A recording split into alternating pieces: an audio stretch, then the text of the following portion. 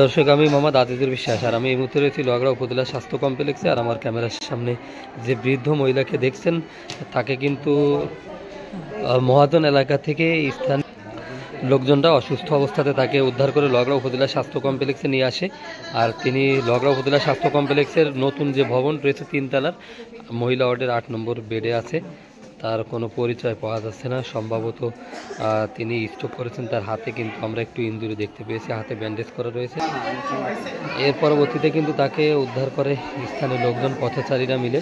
এরপরে উপজেলা স্বাস্থ্য কমপ্লেক্সে নিয়ে আসা। আসলে তার পরিচয় পাওয়া যাচ্ছে না। তার সাথে কথা বলার চেষ্টা করেছি, সে কোনো কিছু বলতে পারতেছে না। যারা ভিডিওটি দেখছেন অবশ্যই ভিডিওটি শেয়ার করে দেবেন এবং তার পরিবারের কাছে ফিরে পেতে তাকে সবার শেয়ারের প্রয়োজন। অবশ্যই সবাই শেয়ার করে তার পরিবারের কাছে ফিরে যেতে তাকে সহযোগিতা করবেন। যারা অবশ্যই ভিডিওটি দেখছেন অবশ্যই কিন্তু ভিডিওটি দেখে শেয়ার করে দিবেন, তার পরিচয় ফিরে পেতে সহযোগিতা করবেন। তিনি কিন্তু স্ট্রোক করেছে এমনটি মনে হচ্ছে, নাক দিয়ে এবং তার মুখে কিন্তু রক্ত এসেছে। দয়া করে যারা ভিডিওটি দেখছেন অবশ্যই পরিবারকে ফিরে পেতে একটু সহযোগিতা করবেন, আপনাদের শেয়ার করবেন। মায়ের বয়সী এই বৃদ্ধ মহিলাটির কাছে কিন্তু 2টি ব্যাগ রয়েছে। আমরা দেখেছিলাম যে হয়তো তিনি কোনো আত্মীয় বাড়িতে এসেছিলেন, এর পরবর্তীতে অথবা বাড়ি থেকে আত্মীয় বাড়িতে যাচ্ছিলেন। তার ব্যাগের অনেকগুলো নাম্বার রয়েছে, সেখানে ঢাকা, নারায়ণগঞ্জের সহ বিভিন্ন জায়গায় নাম্বার রয়েছে। কয়েক জায়গায় ফোনও দেওয়া হয়েছে, তারা কেউ চিনতে পারছে না। আসলে তার জন্ম নিবন্ধন অথবা আইডেন্টি কার্ড এরকম কোনো কিছু তার কাছে পাওয়া যায়নি। আমরা চেষ্টা করতেছি তার পরিচয় শনাক্তের জন্য। তাই যারা ভিডিওটি দেখছেন অবশ্যই বেশি বেশি করে শেয়ার করে দেন, বিভিন্ন গ্রুপে শেয়ার করে দেন, যাতে তিনি তার পরিচয় পেয়ে পরিবারের কাছে ফিরে যেতে পারে।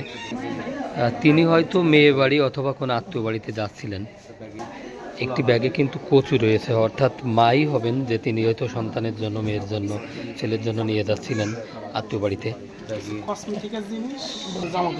কিছু জামা কাপড় রয়েছেন, যেহেতু বৃদ্ধ মানুষ হয়তো তিনি মেয়ের বাড়ি অথবা ছেলের বাড়িতে যাচ্ছিলেন, এরকম ধরনের। আমরা লোহাগড়া উপজেলা স্বাস্থ্য কমপ্লেক্সে ভর্তি করে তাকে ফার্স্ট ট্রিটমেন্ট দিয়েছি। এখানে ইতিমধ্যে লোহাগড়া থানা পুলিশকে আমরা অবগত করেছি, তারা বিষয়টি দেখছেন। এবং যারা আমাদের এই ভিডিওটি দেখছেন অবশ্যই কিন্তু ভাই ভিডিওটি শেয়ার করে দিবেন।